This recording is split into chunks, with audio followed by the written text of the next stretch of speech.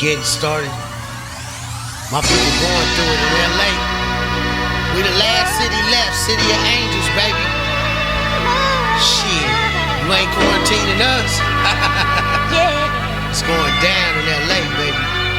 Check it out. Tell me how we gon' break the curse. Situations going back to work. You praying God up in church and passing guns and putting work. Now you wonder why my people hurt and why folks going hurt. What started from albino curse, trying to race a murder. See, you ain't got you with your turn. Now I'm fucking cross this burn. You took our land and called it home. Now everything's fucking gone. What the hell do I gotta lose?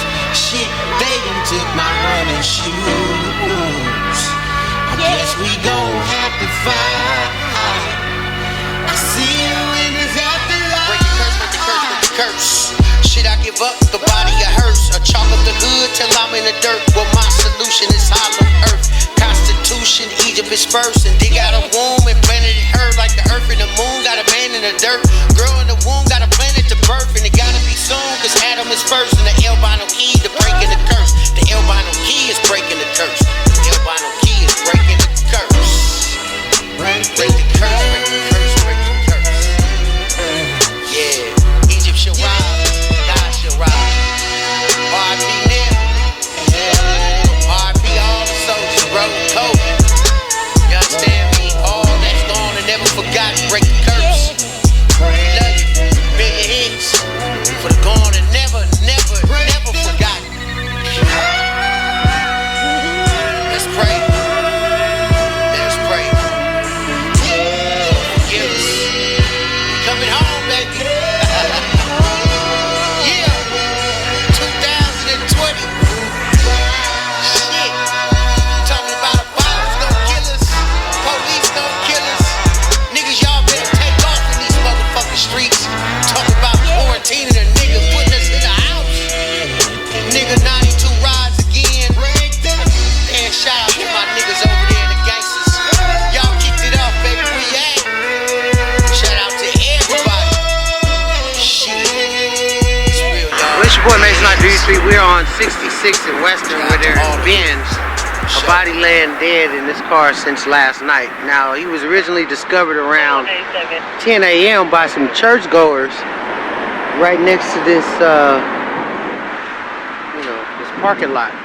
So apparently, I guess after hearing some witnesses who actually, seen the car here, he'd been out here since this morning. I guess one of the churchgoers decided to go up to the car and actually touch the body and check for a pulse. Now, interesting thing happened here. Now, I'm not trying to scare anybody, but upon his discovery of finding him dead, they called the paramedics, and the paramedics came and decided to call Hazmat. When Hazmat showed up, they put on these bodysuits, almost like, respiratory breathing mask, and almost like they would wear for a fire if they was going into a building that was burning down, whatever have you. But this was an odd case because it was just considered as a body in the car at the time. So, after further review, Hazmat came, and I guess they issued in a call for the coroner to show up. And when the coroner showed up, they wasn't able to actually transport the body for some odd reason, not sure why. But they had left possibly to another call, or they had to wait for the test results to come back, because after the coroner left, the Department of Justice pulled up, and some of the agents are here, as we know of. So, put on white suits. I mean, kind of remind you of what's going on in China. Definitely shout out to China. Hope y'all get it together out there. Japan and any other places that are experiencing the virus or the coronavirus. But it was almost a lot of similarities to the suits they wear out there. Now some people look at, you know, this might be an OD where a person OD'd on some fentanyl. And I'm figuring, you know, putting on suits and pretty much calling hazmat in is very serious. So you almost got to treat it like it is a virus in so many words. And today I don't have to tell you, there was an alert that went out to where a judge issued the right of passage to 50 or more, you know, coronavirus, you know, detainees who are being quarantined to see if they even have the virus to actually go to Sacramento as we speak. So saying all this is kind of weird, but I'm thinking this would it would look like if the coronavirus even came here in white suits and Department of Justice vehicles pulling up, hazmat, pretty much talking to everybody who touched the body, and you know, might have to run an investigation on where this person stays at, because whatever they called out hazmat in the Department of Justice for is definitely could be in this person's residence. Unknown what it is, because at this time it's tight-lipped. But it's definitely a situation where it got kind of serious but weird. So if this is a case of fentanyl or coronavirus, they're probably going to come back and interview the people here at the church. Definitely tell the person who touched the body to actually go down to the hospital and get himself checked out willingly, because he was allowed to leave. But I guess at one point or the other he was told to stay for observation or tests that the hazmat and Department of Justice had to run on him. So obviously they let him go, so I don't know really what the heightened alert is at this point. And again, like I say, there's still DOJ, I mean, agents here at the scene. This might be one of the hardest reports I'm about to give today. We got a 5-year-old little girl fighting for her life, or possibly deceased, on 4100 block South Somerset.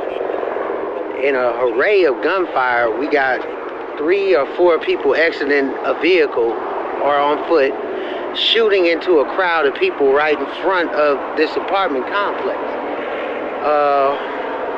Details are sketchy, but that happened earlier, you know, during the daytime. Now, towards the night, about a few hours, you know, while we were waiting to get a statement about the little girl's condition and other, you know, African-American male who was also shot with the little girl, this shooting call came out right here at Jim Gillian's Park, which is literally right up the street from, you know, Somerset.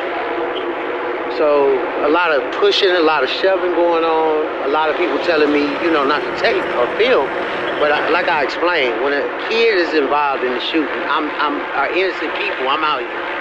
You know, no disrespect to your hood or whatever you do and how you get down is how you get down, but I'm out here for these kids, you know what I'm saying? And I'm gonna keep it 100 with you, you know. I ain't into no genocide and killing my people. And I'm about finding out the facts, you know what I'm saying? So I can get the right information to whoever needs it. So one shooting occurred earlier. Earlier where a little girl's fighting for her life. And hopefully we are praying that she pulled through and not sure if the other male was shot with her father or possibly another just victim that was standing out there. Shell casings there, same as this scene, and not known if this is all related to this week's of events. Fort Mason I-33, we are here on Slauson and 110 South. Might as well call it Slauson and Fig. Hey, how's it going, sir? All right. So we got about 50 people probably still around the scene itself. kind of slowed down from earlier where almost the whole freeway was shut down. And this chase, high-speed chase, led through some back streets, front streets, and main streets, but then ended up right here on this off-ramp. So they actually lost control. It's been raining earlier, and then, 77, including CHP, was on the handle when they hit this turn. So real odd situation because two had to get rushed to the hospital, one female, one male. Male Hispanic, female Hispanic. Obviously the car was stolen, so that's why they were chasing it and sort of tracking it to this location. So after they got behind them, I guess they decided to run, and didn't really last that long, but about 5 minutes before they actually wrecked right here on the freeway. But I just want to get into a few other shootings this week that was concerning to me. Newton was on a handle of a shooting on 41st and Millow of an 18-year-old male Hispanic who was shot adjacent to an apartment complex laying next to a vehicle. My understanding, he was 18 years old, sort of just out there when a red vehicle pulled up, possibly African-American shooters or dark Hispanic shooters shot multiple times out of a red truck, striking the young male Hispanic, in which he died on the scene. Real sad scene to see his family show up and actually express that he was actually about to, leave the area or move out the area before it happened. So a lot of people don't get that time to get out in time, whether or not he gang banged or not. It didn't matter because, he wasn't able to make a choice. And we're saying to the streets of LA, whatever's going on, both black and brown, if gangs are a factor, that's not a good enough reason just to kill somebody, An ironic scene during broad daylight, this elderly woman was beat, severely in the head when she was up all night arguing with some people at the Shell gas station right there on Crenshaw and Slauson, where Nipsey Hussle was killed almost a year ago.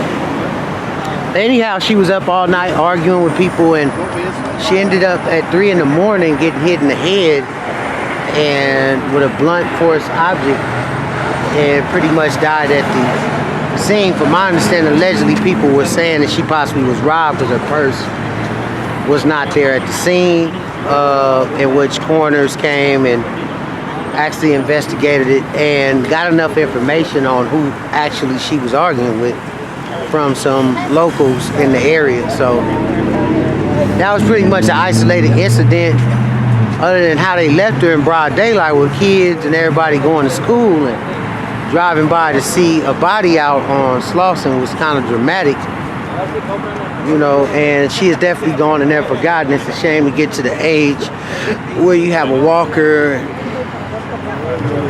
and die so violently, and whether or not she got robbed because it was the first, or she was arguing with a guy or a male, who knows. But definitely they kind of know who did it. They got the information from obviously a few of her friends who know her, who she was with that night. So